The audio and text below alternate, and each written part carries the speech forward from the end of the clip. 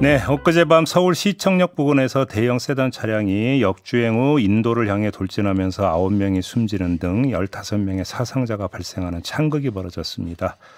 사고 원인을 놓고 가해 운전자가 급발진을 주장을 하고 있지만 또 아니다라는 목소리도 나오고 있고요. 좀 논란이 일고 있는데요. 이번 사고를 취재하고 있는 이지은 MBC 사회부 기자 연결해서 상황 좀 종합 정리를 해보도록 하겠습니다. 나와 계시죠? 네, 안녕하세요. 사회부 이지은입니다. 네. 자, 일단 가장 궁금한 게 역주행을 했잖아요. 네네. 도대체 왜 역주행을 했는지 이게 좀 궁금한데 MBC가 현장에서 실제 동선을 파악을 했다고 봤는데요. 어땠습니까? 좀 해보니까. 네. 아직 좀 경찰 조사가 이뤄지고 있긴 하지만 좀 주변 상점 CCTV나 목격자 진술 내역 통해서 대략적인 이동 동선은 좀 파악이 되고 있습니다. 예.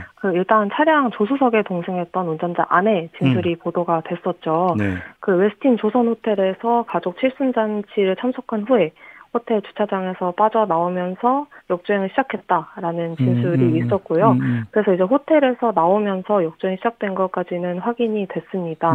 그 호텔에서 나오면 우측으로 틀어야 일반적인 통로인데 네네네. 거기서 바로 직진을 하면서 역주행이 시작이 된 거고요. 시청역 인근 교차로가 시작되는 지점에서 인도로 돌진했고 그 이후에 시청역 11번 출구쯤에서 멈춰선 것으로 확인이 됐습니다. 네. 그러니까 저도 곳을 이제 여러 번 가봤었는데 거기 일방 통행로가 좀 있잖아요. 이러다 보니까 거리에 대해서 숙지가 안 돼가지고 우회전을 했어야 되는데 바로 직진해서 그냥 역주행으로 이제 가버렸다. 이렇게 일단 지금 추측을 해야 되는 걸까요? 정리를 하자면.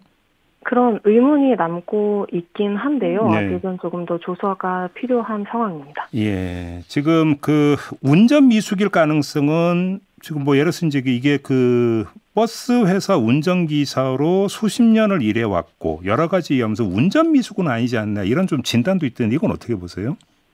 네네. 급발진 사고일 수도 있겠다라는 의견들에 좀 무게가 실리는 지점인 것 같습니다. 네. 일단 사고 차량 운전자가 버스 기사로 확인이 됐고요.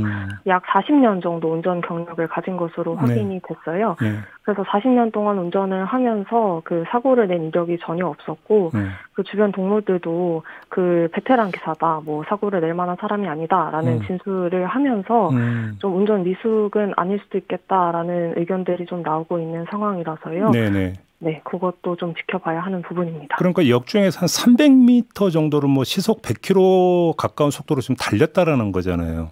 그러니까 네네. 운전 미숙이어서 가속 페달과 브레이크 페달을 설령 헷갈렸다 하더라도 이 정도의 경력이라면 순간적으로 300m 거리를 달렸다고 이건 대처할 수 있는 시간적 여유는 있었던 거 아니야? 이런 추측도 가능하지 않나요?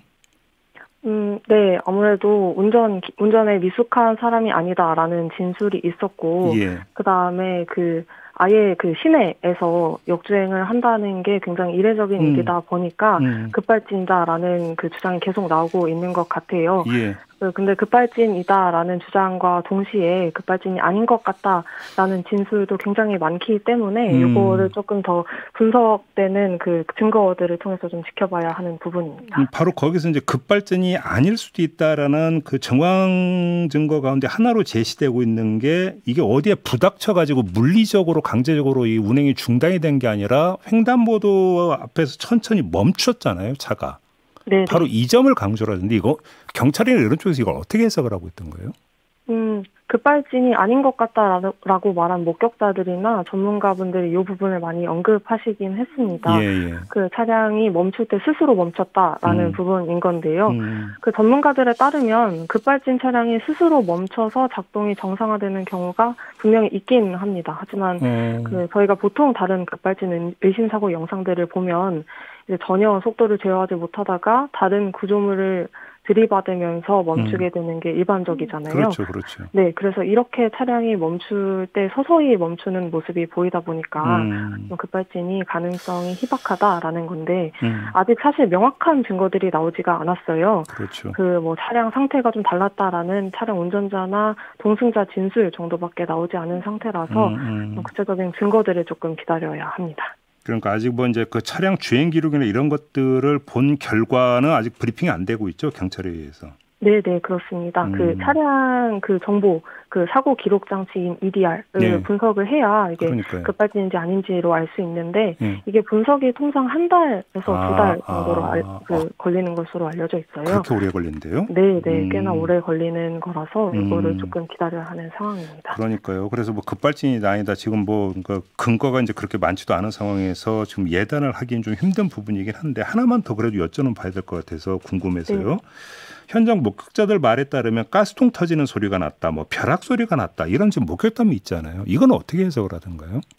네네. 초반에 그 목격자 진술 중에 그 차량이 달리면서 엄청난 굉음을 냈다라는 진술이 굉장히 많았죠. 그 저희가 들은 내용 중에서도 뭐 스포츠카가 지나가는 것 같은 굉음이 났다, 뭐 폭발 소리였다, 이런 게 굉장히 많았어요. 그래서 이런 진술들이 좀 급발진일 수도 있겠다라는 가능성에 무게를 싣긴 했는데 사실 이 굉음 자체가 급발진이라는 거에 대한 근거가 되지는 못하는 것 같습니다. 그 굉장히 큰 그 속도가 빨라지면서 굉음이 낼 수도 있다라는 전문가들의 의견이 있어서요. 급발진도 아니다라는 판단에 굉음으로 판단을 하기에는 아직은 좀 어렵습니다. 이 모든 게 그냥 단면만 가지고 지금 추측 해석을 하는 거기 때문에 지금 어디에 힘을 주기는 좀 힘들 것 같고 알겠습니다. 이 문제는 하여간 좀 그 조사 결과 나오는 걸 좀 기다려 봐야 될 것 같고 지금 가해 운전자 있잖아요.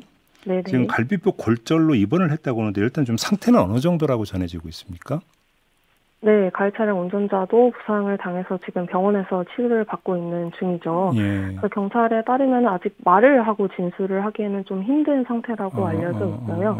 그래서 이제 동승자인 아내와 뭐 딸에 대한 참고인 조사까지는 이루어졌다라고 알려지고는 있고요. 아직 그 운전자에 대한 그 정식 조사는 이루어지고 있지 못하는 상황입니다. 그러면 경찰은 좀 최대한 빨리 진행을 해보겠다는 입장이에요. 네, 증거 훼손 없도록 빠르게 진행하겠다고 밝혔습니다. 그러면 지금 이 가해 차량 운전자에 대한 조사도 바로 그러니까 이루어질 것 같지는 않고 주행 기록에 대한 어떤 분석도 최소 한 달은 걸리고. 이게 그러니까 뭐 하루 이틀 내에 지금 뭔가 그 조사 결과가 나올 가능성은 별로 없다 이렇게 봐야 되겠네요. 그러면 네, 그렇습니다. 아무튼 이 사고로 9명이 안타깝게 지금 세상을 떠났는데요. 지금 빈소는 모두 차려졌죠? 네, 빈소는 대부분 차려진 것으로 확인이 됐습니다. 네, 참 총 3곳 정도에 차려졌습니다. 가족분들이 참 얼마나 황망할까 싶은 생각이 좀 드는데요. 다시 한번 고인들의 명복을 빌면서. 오늘 인터뷰는 좀 이렇게 좀 마무리 좀 해야 될 것 같습니다. 이지은 기자 잘 들었어요. 고맙습니다. 네, 감사합니다. 네, 이지은 MBC 기자와 함께했습니다.